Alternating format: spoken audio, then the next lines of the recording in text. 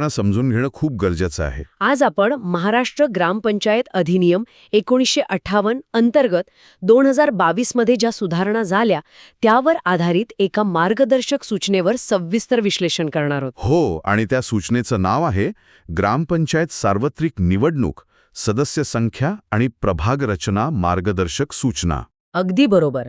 आणि आपल्या आजच्या या चर्चेचा मुख्य स्रोत आहे धाराशिव पंचायत समितीचे ग्रामपंचायत अधिकारी मल्लीनाथ जमादार यांनी संकलित केलेला अत्यंत महत्वाचा दस्तऐवज. हा दस्तऐवज खूपच सविस्तर आहे. होय.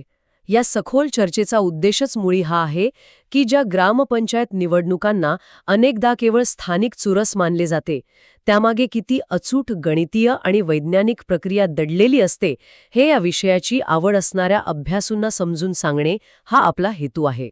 इथे सर्वात आश्चर्यकारक गोष्ट मला ही वाटते की आपण अनेकदा लोकसभा किंवा विधानसभा निवडणुकांचे खूप कौतुक करतो. हो, त्यांचं गांभीर्य आपल्याला लगेच जाणवतं. पण ग्रामपंचायती या आपल्या लोकशाहीच्या तिसऱ्या स्तरावरील अत्यंत महत्त्वाच्या संस्था आहेत. खऱ्या अर्थाने तळागाळातील लोकशाहीचा पाया या संस्था मजबूत करतात. नक्कीच. त्यामुळेच राज्य निवडणूक आयोग आणि विशेषतः जिल्हाधिकाऱ्यांवर मोठी जबाबदारी असते की त्यांनी या निवडणुकांचे कामकाज पार पाडताना अत्यंत काटेकोर राहावे. हे केवळ नकाशे रेखाटण्याचं काम नाहीये. म्हणजे ती एक भक्कम कायदेशीर संरचना आहे. अगदी बरोबर. निवडणूक मुक्त, न्याय्य आणि पारदर्शक रीतीने पार पाडण्यासाठी उभारलेल्या एका भक्कम कायदेशीर संरचनेचा तो भाग आहे. तीच रचना आज आपण उलगडणार आहोत. आणि या रचनेतील सर्वात पहिला आणि कळीचा टप्पा म्हणजे प्रभाग रचना. आता प्रभाग कसे ठरवले जातात याबद्दल बहुतेकांच्या मनात एक मोठा गैरसमज असतो. हो, मी पाहिल्या बऱ्याच जणांना तो असतो. मलाही आधी असंच वाटायचं की प्रभाग ठरवताना गावात सध्या किती मतदार आहेत किंवा आज घडीला तिथे किती लोक राहतात याची मोजणी केली जात असेल. म्हणजे जेवढे लोक त्या प्रमाणात प्रभाग, असा साधारण समज असतो. हो, अगदी तेच. पण या दस्तऐवजातून एक अत्यंत धक्कादायक आणि रंजक तथ्य समोर येतं. प्रभाग रचना करताना मतदारांची संख्या किंवा सध्याची रहिवासी संख्या अजिबात विचारात घेतली जात नाही. हे वाचून मला खरंच प्रश्न पडला की असं का? हा खूप महत्वाचा मुद्दा आहे. आणि यामागे एक अत्यंत भक्कम प्रशासकीय आणि कायदेशीर तर्क दडलेला आहे. तो कसा? बघा, प्रभाग रचना करण्यासाठी केवळ लगतच्या जनगणनेची अधिकृत लोकसंख्याच वापरली जाते. म्हणजे फक्त जनगणनेचे आकडे? होय. या जनगणनेमध्ये गावाची एकूण लोकसंख्या, तसेच अनुसूचित जाती आणि अनुसूचित जमातींची लोकसंख्या किती आहे याचा अधिकृत डेटा वापरला जातो. आता सध्याची लोकसंख्या का वापरत नाहीत याचं मुख्य कारण म्हणजे अस्थिरता. अस्थिरता म्हणजे रोज बदलणारे आकडे. बरोबर. सध्याची रहिवासी संख्या किंवा मतदार संख्या दररोज बदलू शकते. कोणी गावात नव्याने राहायला येतं, कोणी नोकरीनिमित्त गाव सोडून जातं. मला इथे थोडं थांबवायला आवडेल, कारण एकीकडे आपण म्हणतोय की जनगणनेचे आकडे वापरले जातात, पण भारताची जनगणना तर दर 10 वर्षांनी होते. हो, हा एक स्वाभाविक प्रश्न आहे. मग समजा एखाद्या गावात गेल्या 5 वर्षात एक नवीन मोठी वस्ती उभी राहिली असेल, तर त्या नवीन लोकांचे काय? हा तर सध्याच्या रहिवास्यांवर अन्याय नाही का? वरवर पाहता तसं वाटू शकतं, पण जर आपण याला व्यापक प्रशासकीय दृष्टिकोनातून पाहिलं तर जनगणनेचे आकडे ही शासनाने प्रमाणित केलेले आणि कायदेशीररित्या ग्राह्य धरलेले असतात. म्हणजे त्याला एक कायदेशीर आधार असतो. नक्कीच. जर आपण सध्याची लोकसंख्या मोजायला गेलो तर ती कोणी मोजायची आणि ती अचूक आहे यावर विश्वास कसा ठेवायचा? हे पण आहेच. स्थानिक पातळीवर काही लोक स्वतःच्या राजकीय फायद्यासाठी खोटे आकडे सांगून प्रभागांची रचना बदलून घेण्याची शक्यता असते. जनगणनेची आकडेवारी वापरल्याने या प्रक्रियेत पारदर्शकता आणि स्थिरता राखली जाते. म्हणजे कोणालाही आपल्या सोयीनुसार आकडेवारी बदलता येत नाही. अगदी बरोबर. कोणालाही राजकीय फायद्यासाठी आकडे बदलण्याची सोय यात नसते. हा मुद्दा पटण्यासारखा आहे. नियम कसे पक्षपातीपणा टाळण्यासाठी आणि मानवी हस्तक्षेपाला आळा घालण्यासाठी बनवले जातात याचे हे उत्तम उदाहरण आहे. होय. आता या जनगणनेच्या लोकसंख्येवर आधारित सदस्य संख्या कशी ठरते याच्या गणिताकडे येऊया. या दस्तऐवजात एक 10% नियम किंवा ज्याला इंग्रजीत टॉलरन्स लिमिट म्हटले त्याचा उल्लेख आहे. हे गणित थोडं समजावून सांगाल का? नक्कीच. कायद्यानुसार प्रत्येक प्रभागातील लोकसंख्या आणि तिथे नेमून दिलेल्या प्रतिनिधींच्या जागांचे गुणोत्तर शक्यतो संपूर्ण ग्रामपंचायतीमध्ये समान असले पाहिजे. म्हणजे प्रत्येक प्रतिनिधी जवळपास समान संख्येच्या लोकांचं प्रतिनिधित्व करेल. होय. त्याची काळजी घेतली जाते. उदाहरणार्थ, जर एखाद्या गावाची लोकसंख्या 3000 असेल आणि तिथे एकूण 10 प्रतिनिधी निवडायचे असतील, तर आदर्श स्थितीत प्रत्येक प्रतिनिधीमागे 300 लोक आले पाहिजेत. पण प्रत्यक्ष जमिनीवर अशी अचूक विभागणी करणं शक्य नसतं, बरोबर? हो, कारण घरे, रस्ते किंवा वस्त्या काही गणिताच्या सूत्रांनुसार वसलेल्या नसतात. तिथेच हा 10% नियम लागू होतो. जमिनीवरील भौगोलिक सलगता आणि वास्तव परिस्थिती लक्षात घेऊन राज्य निवडणूक आयोगाने सरासरी लोकसंख्येच्या 10% कमी किंवा जास्त इतकी मुभा दिली आहे. म्हणजे जर सरासरी लोकसंख्या 300 असेल तर एखाद्या प्रभागाची लोकसंख्या 330 असू शकते किंवा 270 असू शकते, पण त्यापेक्षा जास्त किंवा कमी असू शकत नाही. यामुळे प्रशासनाला प्रभाग रेखाटताना थोडी लवचिकता मिळते आणि तरीही लोकसंख्येचे संतुलन पूर्णपणे बिघडत नाही. हे खूपच व्यावहारिक आहे. होय, प्रशासकीय काम सोपं होतं यामुळे. आणि याच गणितात आणखी एक गुंतागुंतीचा पण आवश्यक असा भाग आहे, तो म्हणजे सदस्य संख्येचे चक्र किंवा रोटेशन. दस्तेवजानुसार ग्रामपंचायतीची सदस्य संख्या गावाच्या लोकसंख्येवर अवलंबून असते. बरोबर. ती 7, 9, 11, 13, 15 किंवा 17 अशी असू शकते. आता ज्या ग्रामपंचायतींमध्ये 9 किंवा 15 सदस्य आहेत, तिथे गणित अगदी सोपं असतं. 9/3 म्हणजे बरोबर 3 प्रभाग, प्रत्येकात 3 सदस्य. अगदी सरळ गणित येते. पण इतर ग्रामपंचायतींचे काय, जिथे आकडा 11 किंवा 13 आहे? तिथेच तर खरी प्रशासकीय कसरत सुरू होते. जिथे 9 किंवा 15 सदस्य नाहीत, तिथे 11ला किंवा 13ला 3ने समान भाग जात नाही. मग अशा वेळी काय करतात?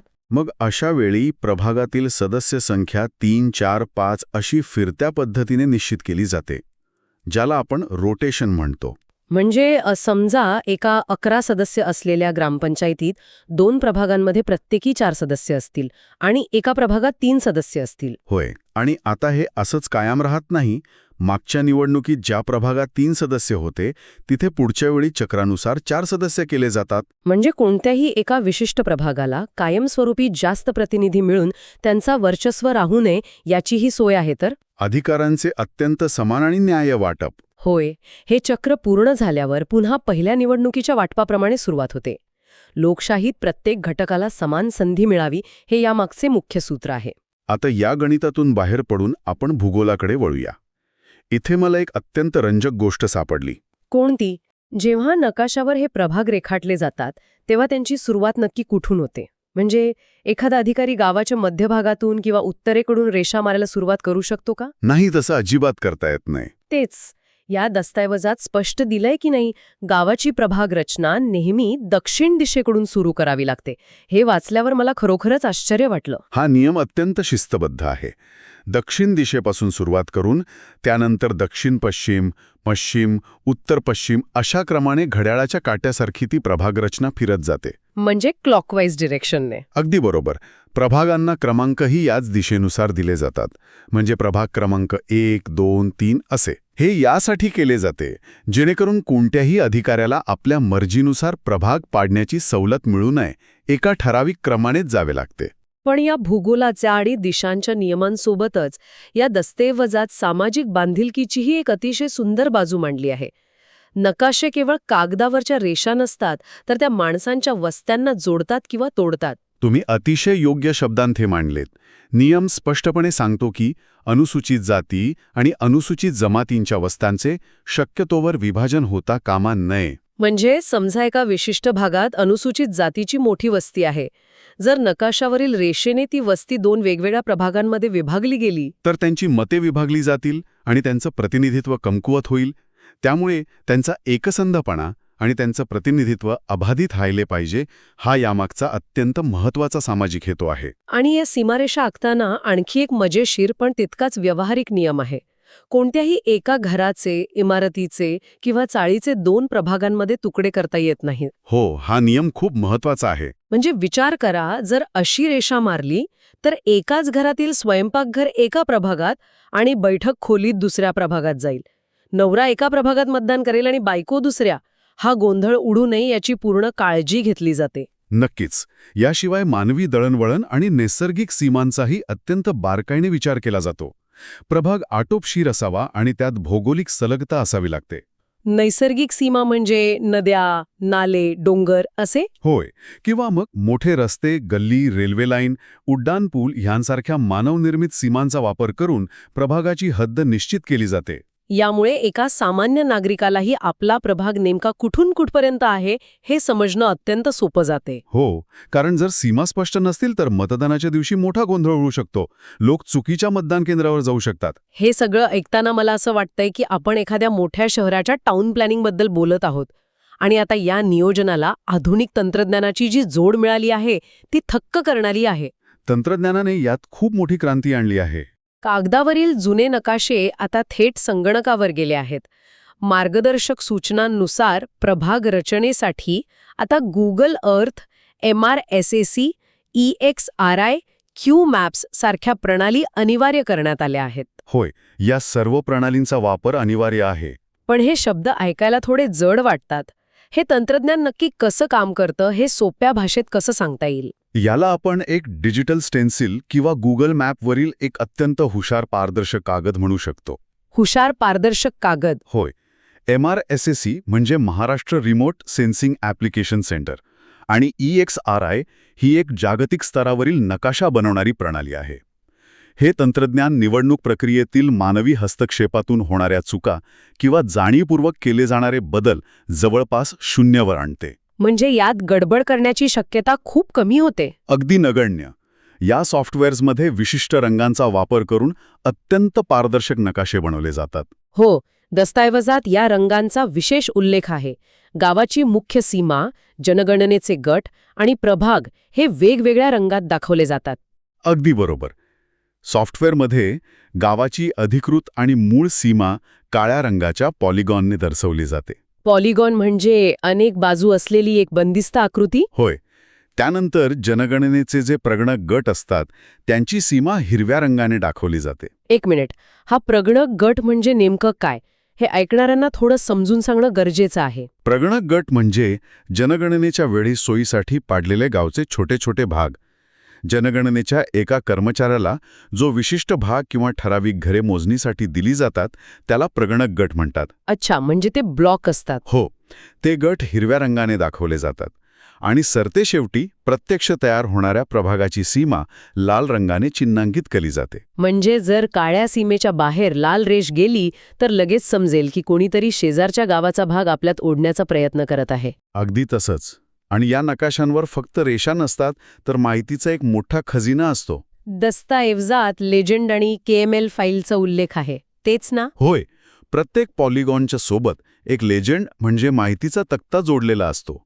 त्यावर कर्सर नेला की त्या भागाचा क्रमांक, एकूण लोकसंख्या, अनुसूचित जाती आणि जमातींची लोकसंख्या अगदी स्पष्टपणे स्क्रीनवर दिसते. बापरे, म्हणजे सगळी माहिती एका क्लिकवर? हो, आणि यातूनच ती KML किंवा KMZ नावाची फाईल तयार होते. या डिजिटल फाईल्समुळे वरिष्ठ अधिकाऱ्यांना एका क्लिकवर समजते की प्रभाग रचना योग्य झाली आहे की नाही. मगाशी जो आपण 10% नियम पाहिला तो पाळला गेलाय की नाही हे पण लगेच समजत असेल. अगदी क्षणार्धात तपासता येते. जर एखाद्या स्थानिक अधिकाऱ्याने किंवा राजकीय दबावाखाली कोणी एखाद्या प्रभागाची लोकसंख्या मुद्दाम कमी जास्त करण्याचा प्रयत्न केला तर तो या तंत्रज्ञानामुळे त्वरित उघडकीस येतो. होय, याला आपण जिओ फेन्सिंग सारखं मानू शकतो, जे प्रशासनाला प्रचंड बळ देतं. हे खरोखरच प्रभावी आहे. तंत्रज्ञानाने पारदर्शकता कशी आणली याचं हे उत्तम उदाहरण आहे. पण ही सर्व प्रक्रिया प्रत्यक्ष जमिनीवर कशी चालते? म्हणजे प्रशासकीय पातळीवर. हो, म्हणजे तहसीलदार यांच्या अध्यक्षतेखालील एक समिती सुरुवातीला कच्चा आराखडा बनवते.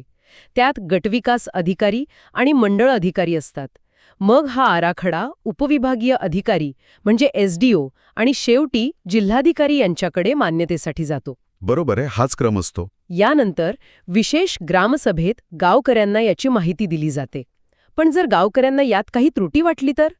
कारण सॅटेलाईटवरून घेतलेले नकाशे जमिनीवरची प्रत्येक गोष्ट बारकाईने पाहू शकत नाहीत ना. आणि तिथेच तंत्रज्ञानाला मानवी स्पर्शाची आणि लोकशाहीची जोड मिळते. प्रारूप आराखडा तयार झाल्यानंतर तो अंतिम नसतो. म्हणजे त्यात बदल होऊ शकतात. होय, त्याला व्यापक प्रसिद्धी दिली जाते. ग्रामपंचायत, पंचायत समिती आणि तहसील कार्यालयाच्या नोटीस बोर्डवर तो लावला जातो. त्यानंतर नागरिकांना हरकती आणि सूचना नोंदवण्यासाठी पुरेसा वेळ दिला जातो. आणि त्या हरकतींचं पुढे काय होतं? आलेल्या प्रत्येक हरकतीची एका स्वतंत्र नोंदवहीत नोंद ठेवली जाते. म्हणजे जर एखाद्या नागरिकाला वाटलं की नकाशावर दिसणारा रस्ता प्रत्यक्षात अस्तित्वातच नाहीये किंवा तिथे एक मोठा नाला आहे ज्यामुळे लोकांना मतदान केंद्रावर जायला 2 किलोमीटरचा वळसा घालवा लागेल, तर तो हरकत घेऊ शकतो? अगदी तंतोतंत. आणि या हरकतींवर उपविभागीय अधिकारी केवळ कागदोपत्री निर्णय घेत नाहीत, तर ते स्वतः प्रत्यक्ष सुनावणी घेतात. स्वतः प्रत्यक्ष सुनावणी? हो. ज्यांनी हरकत घेतली आहे त्यांचे म्हणणे समोर बसून ऐकून घेतले जाते. प्रशासनाने केलेली प्रभाग रचना आणि हरकत घेणाऱ्या नागरिकाचा दृष्टिकोन या दोन्ही बाजू समजून घेतल्या जातात. मला वाटतं काही प्रकरणांमध्ये अधिकारी प्रत्यक्ष जागेवर जाऊन पाहणीही करतात. दस्तऐवजात नायब तहसीलदार यांचा उल्लेख आहे. होय. जर सुनावणी दरम्यान काही तांत्रिक किंवा भौगोलिक गुंतागुंत निर्माण झाली तर उपविभागीय अधिकारी नायब तहसीलदार दर्जाच्या अधिकाऱ्याला प्रत्यक्ष त्या ठिकाणी पाठवून स्थळ पाहणीचा अहवाल मागवतात. म्हणजे सॅटेलाइट मॅप आणि जमिनीवरची वास्तवता यात जर तफावत असेल बरोबर. तर ती या टप्प्यावर दूर केली जाते. बरोबर. त्यानंतर उपविभागीय अधिकारी आपल्या शिफारसी जिल्हाधिकाऱ्यांना पाठवतात आणि जिल्हाधिकारी हरकतींवर अंतिम व तर्कसंगत निर्णय घेऊन आराखड्याला अंतिम मंजुरी देतात. या संपूर्ण प्रक्रियेत मला एक अत्यंत थरारक विरोधाभास या दस्तऐवजात दिसला. मी याला दी अल्टिमेट सिक्रेट म्हणेन. म्हणजे गोपनीयतेचा मुद्दा. हो, ही सगळी प्रक्रिया ग्रामसभेत येण्याआधी आणि आरक्षण सोडत होण्याआधी अत्यंत गोपनीय ठेवली जाते. या संपूर्ण प्रक्रियेतील सर्वात संवेदनशील भाग आहे. मी याला असं म्हणेन की अंतिम मंजुरीनंतर 100% पारदर्शकता, पण त्याआधी 100% गोपनीयता. पण ही एवढी गोपनीयता का?